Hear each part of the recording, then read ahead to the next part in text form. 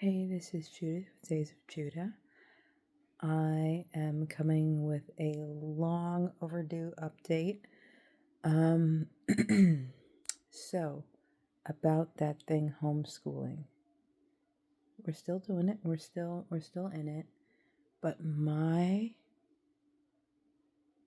oh my, how it's transformed as a concept, as a thing, and also as a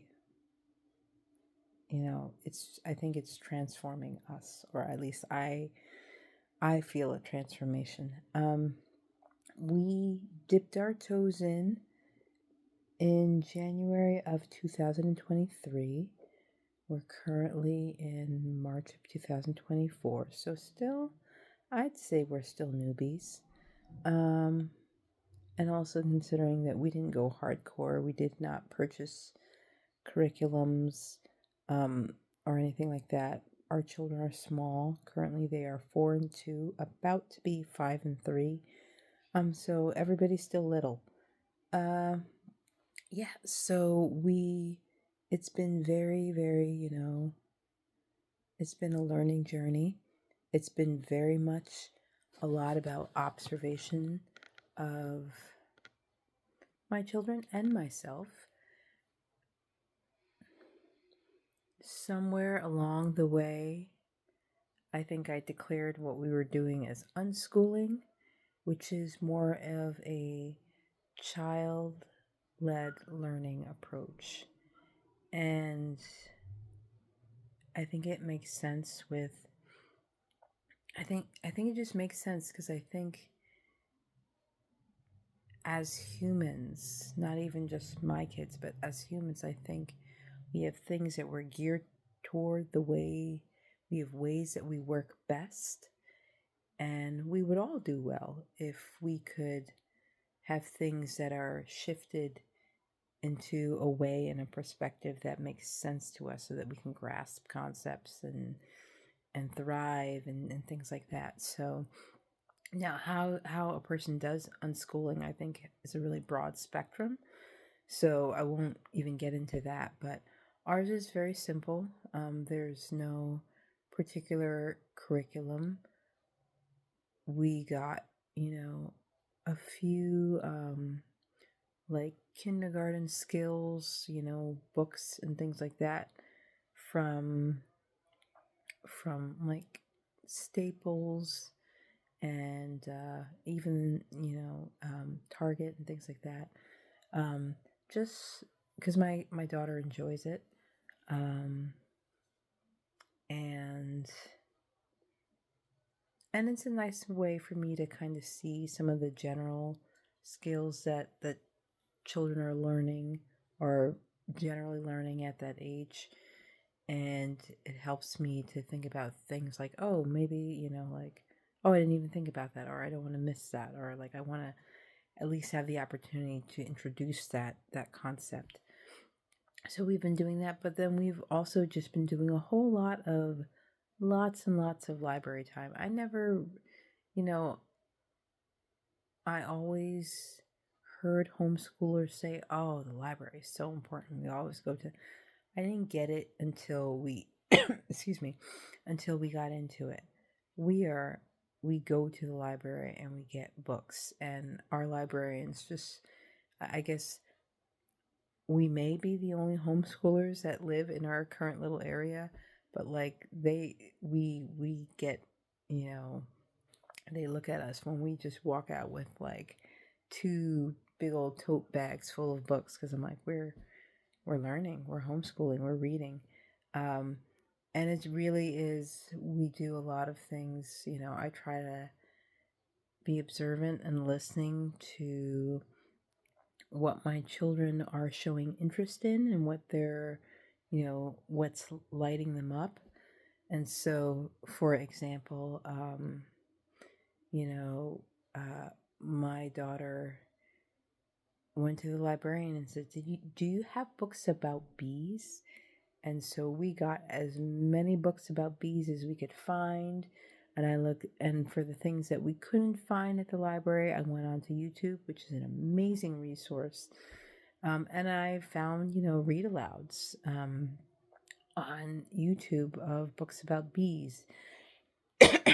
And we made our own little, you know, uh, bee life cycle, that we could track, and then the spring is just right around the corner so that we can, go out and observe bees, and so it's been a lot of fun, and it's been really active learning, and I can see it like clicking and making sense, and and them understanding. It's not just memorization of random facts or things. Like it's things that really connect to real life.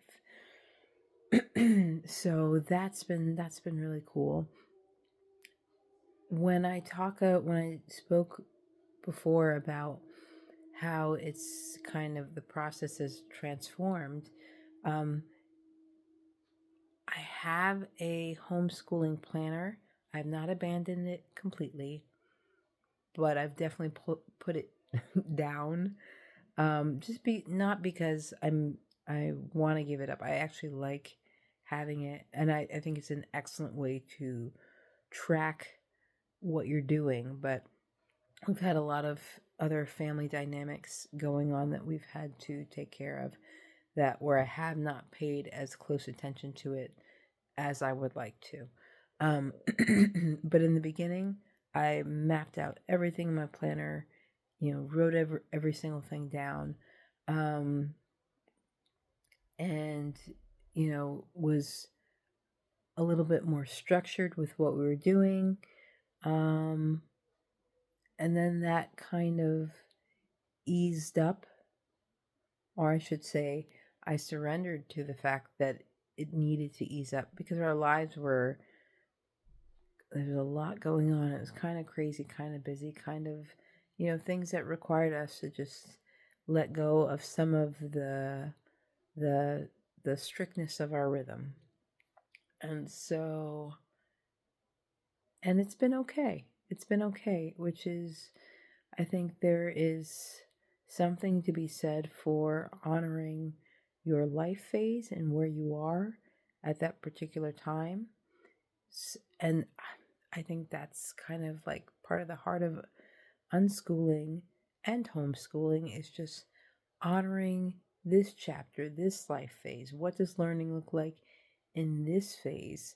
Um, so many times in life, um, in both my educational career and in my work career, um, I felt this impending and this pressing urge to just push through whatever was going on. So, like, I joke with my husband that when I was a kid, if I was sick, unless I was bleeding, vomiting, unconscious, or dead, I was going to school.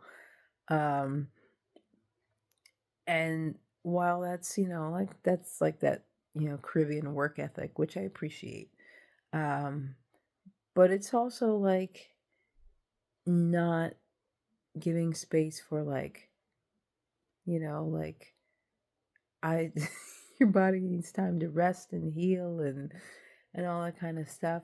And you know, and that's not layering in all the fact that, like growing up, like I couldn't stay home, like there was nobody to watch me. My parents had to work, like so I'm not putting blame on my parents or anything like that, but it just acknowledging that it's what life was and it's what I grew up learning.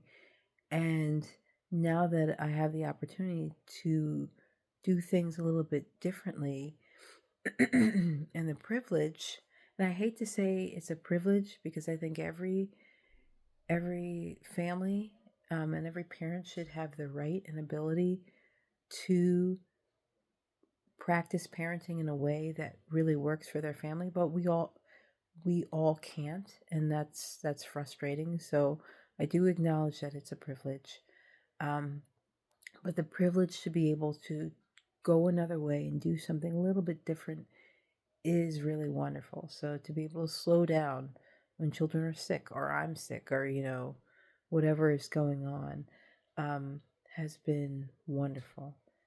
To to just try different things. Like right now we have quail.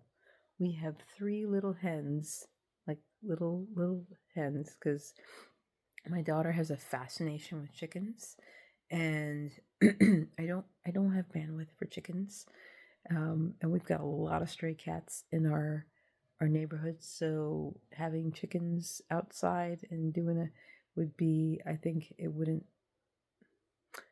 would end well at this point in time. But yeah, so we have quail, these three quail, and they lay eggs, and it's wonderful. And I never, ever, ever thought I would have quail, and thought we would be doing this, and thought I would be considering this part of an educational experience, um, like talking about birds laying eggs, and like what? But it's so active and it's so beautiful.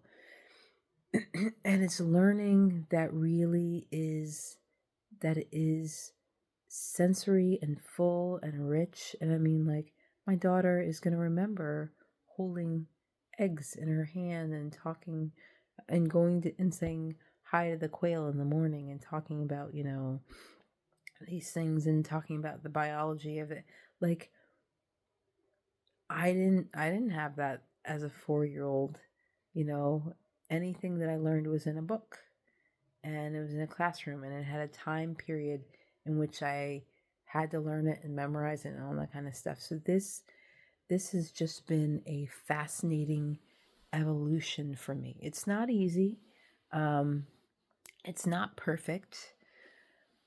Ooh, but it's interesting. And I'm down for more. So yeah, so that's how it's been going. We have quail. We're unschooling. We're surviving. We are growing. We're getting to a place of thriving. And it's definitely something that I'm so glad that we took the leap. I'm so glad that we decided to try it, to just see what could happen. So I'm Judith. This is Days of Judah. And as far as your children's educational experience, are there things that you're thinking about, that you're interested in, that you want to try and take a leap, be they homeschooling or not? I'm curious. I want to know, what things are you thinking about? It's spring. It's the season of new things. So, yeah, I'm curious. Hope all is well. Have a great night.